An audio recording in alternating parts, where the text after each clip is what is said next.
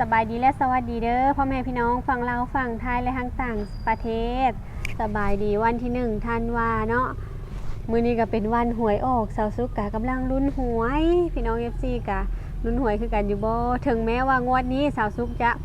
หยุดขายหวยแล้วเนาะกะยังลุ้นคือเก่าพี่น้อง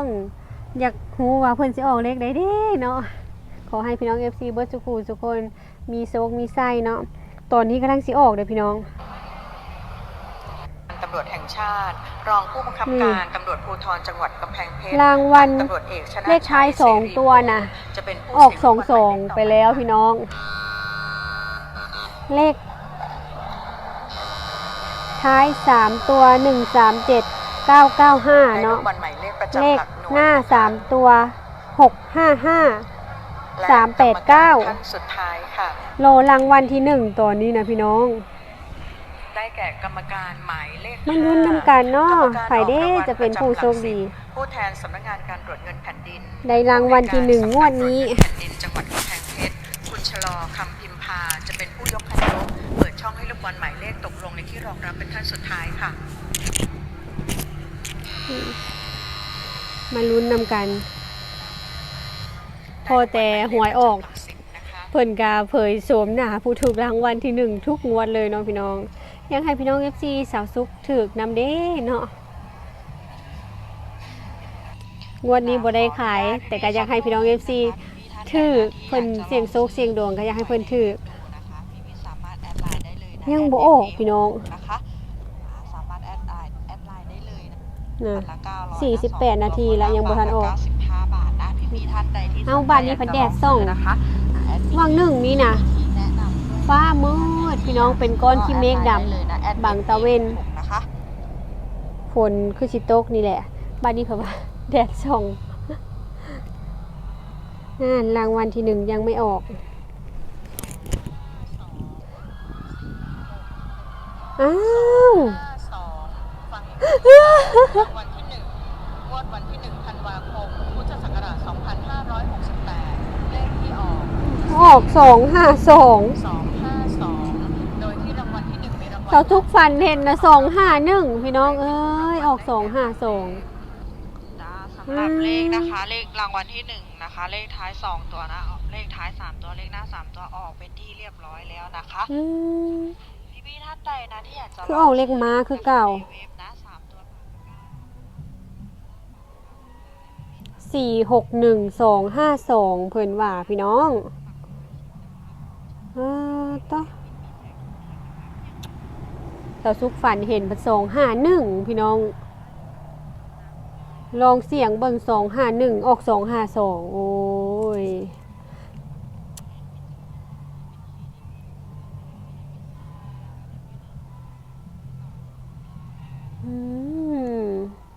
เป็นจังไดพี่น้องโชคอยู่บ่เม้นบอกสาวสุกหน่อยเด้องวดนี้เนาะรางวัลที่1ตกไปอยู่จังหวัดใดเด้เนาะอ้าวพี่น้องแดดออกบาดนี้สิได้ไปหาส้นผมเนาะพอดีมื้อนี้นะมีเรื่องสิมาเล่าสู่พี่น้อง FC ฟังเพราะว่าพี่น้อง FC เพิ่นเม้นคลิปตั้งแต่ช่วงเกี่ยวข้าวมัดข้าวพุ่นน่ะเนาะเพิ่นเม้นมาเพิ่นก็สงสัยกันมาหลายคนมื้อนี้สาวสุกก็เลยสิมาเปิดใจกับพี่น้อง FC เล่าเรื่องราวให้พี่น้อง FC ฟังเนาะกลับมาแต่ท่าแขกก็หากะสิสว่างจิตสว่างใจพี่น้อง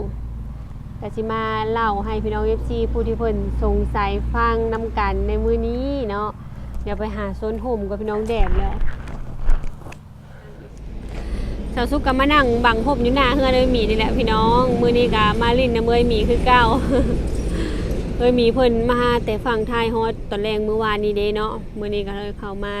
ลิ้นมากินข้าวกินน้ำน้ำเอ้ยเพิ่นยังบ่มีเวลาออกไปลิ้นน้ำอยู่เฮือนพุ่น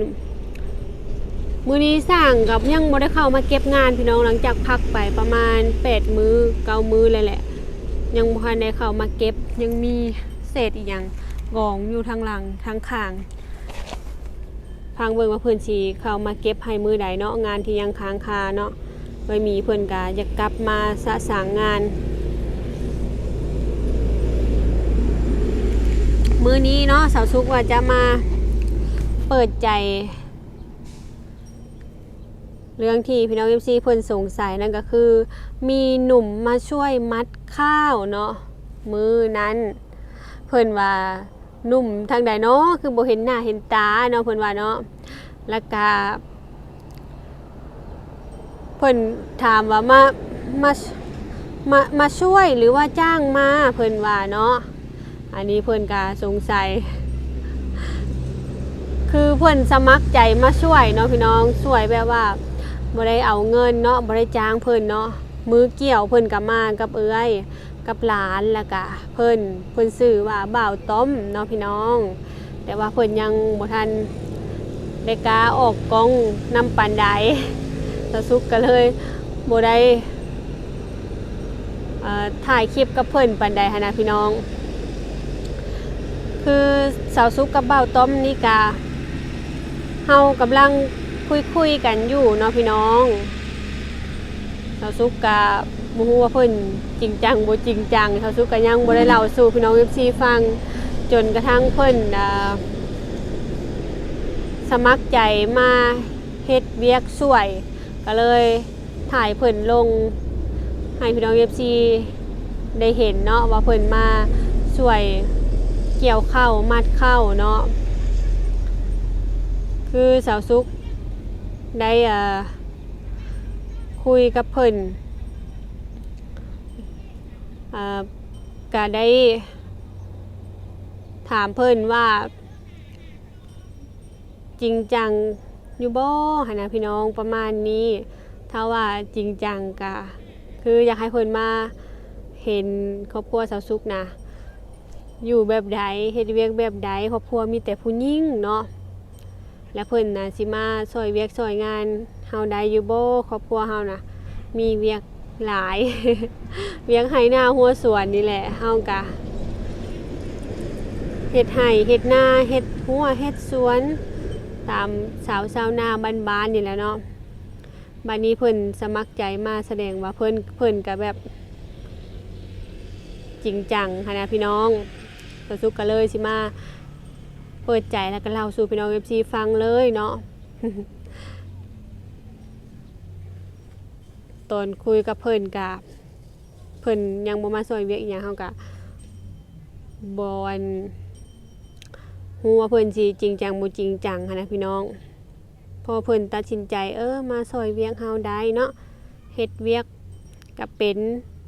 ก็ให้แม่ว่าเพิ่นเบิ่งเพิ่นเห็นนำว่าเป็นจังไดเนาะแม่ว่าเพิ่นก็ต้องการคนมาสวยเฮ็ดเวียกให้หน้าหัวสวนนั่นแหละพี่น้องคือครอบครัวเฮาน่ะก็มีแต่ผู้หญิงอีหลีอีหลอเว้าอ้ายก็ไปทำงานไทยเพื่อเพิ่นสิได้มาเทื่อนึงเนาะคงแต่เว้าอ้ายก็บ่ได้กินเฮาเป็นผู้หญิงเฮาสู่ซนได้ส่ำใดก็สู่ซนไปหั่นนะพี่น้องแล้วบัดนี้บ่าวต้อมเพิ่นก็ตัดสินใจมาซอยเพิ่นก็บอกว่าถ้ามีเวียกหยังเนาะก็ให้บอกเพิ่นว่างเพิ่นก็สิมาซอยเพิ่นว่าเนาะสาวสุกก็เลยลองบอกเพิ่นว่ามีเวียกตัวนี้เนาะคือช่วงนั้นที่เฮาเกี่ยวข้าวเกี่ยวน้ำกับฝนตกเนาะพี่น้องแล้วก็คนข้าวกับฝนตกก็เลยว่ามีความเร่งรีบแน่ก็เลยได้หาบ่าวต้อมเพิ่นมาช่วยเวียกช่วยงานเนาะเพิ่นว่าโอ้ยมีหยังก็บอกโลดเพิ่นว่าเนาะเพิ่นน่ะเฮ็ดได้เวียกให้หน้าหัวสวนมีหยังก็ให้บอกเพิ่นก็สิออกมาช่วยนะพี่น้องFC เพิ่นก็ยังบ่ทันได้เห็นหน้าคาตาเพราะว่ามาเฮ็ดเวียกเพิ่นก็ใส่แนวปิดหน้าเนาะพี่น้องมันแดดมันร้อนเนาะก็ใส่หมวกใส่หยังเพิ่นว่า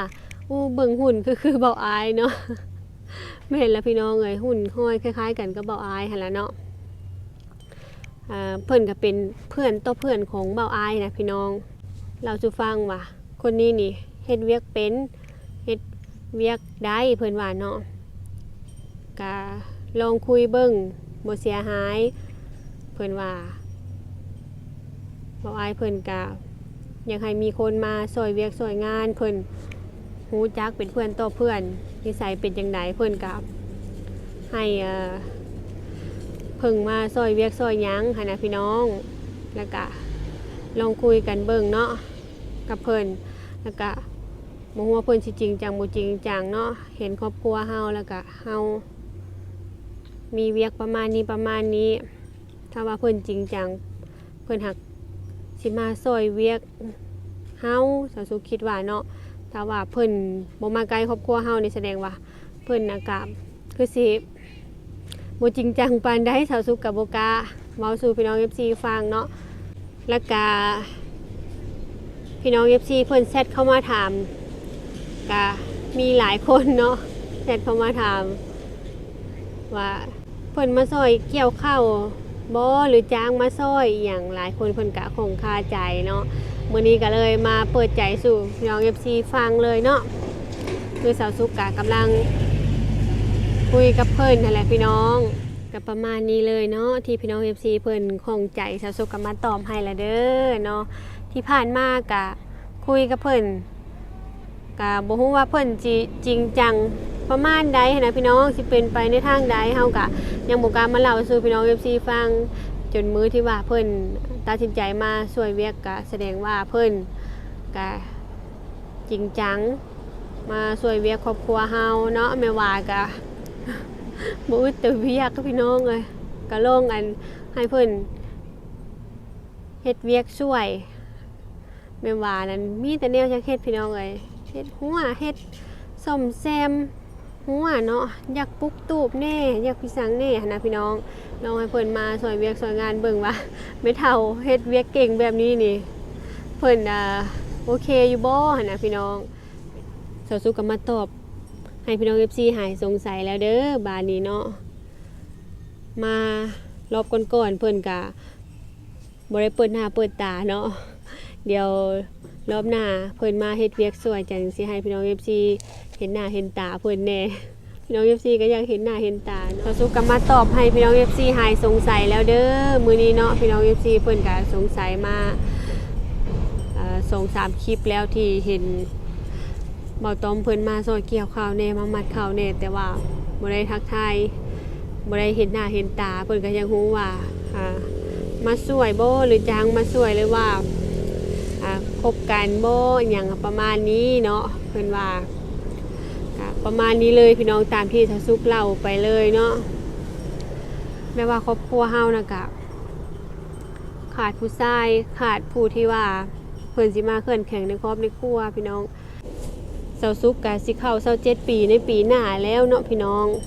27ปีสำหรับสาวบ้านนาเฮาผู้ที่ตากแดดตากลมตากฝนก็คือแบบจะแก่ไวเนาะพี่น้องถ้าว่าอายุฮอด30นี่ก็คือจะเฒ่าหั่นแหละพี่น้องเฮาบ่ได้อยู่ห้องแอร์ห้องหยังเนาะแม่ว่าเพิ่นก็ประมาณว่าก็อยากให้มีคนคบคนลมคนคบหาดูใจคนที่พึ่งพาได้แหละพี่น้องแม่ว่าเพิ่นว่าเพิ่นนะสมัยเพิ่น25ปีนะเอาผัวแล้วเพิ่นว่าเอาก็พอสาวสุกส่วนสาวสุก27ปีปีหน้าเนาะตกไปปีหน้าก็เข้า27แล้วยังบ่ทันแบบว่าในแต่งงานอหยังหั่นนะแม่ว่าเพิ่นก็มีความคิดแบบกุ้มอกกุ้มใจนั่นแหละพี่น้องย้านแบบเฮาสิเป็นสาวเฒ่าอหยังหั่นนะ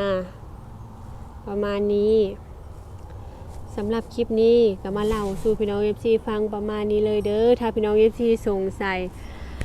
ตัวใดอีกเม้นใต้คอมเมนต์ได้เลยเด้อเดี๋ยวสาวสุกมาตอบให้คลิปต่อๆไปเนาะสำหรับคลิปนี้ขอจบไว้เพียงซ้ำนี้เด้อพ่อแม่พี่น้องฝากเป็นกำลังใจกดไลค์กดแชร์และบ่ข้ามโฆษณาเด้อสบายดีบ๊ายบาย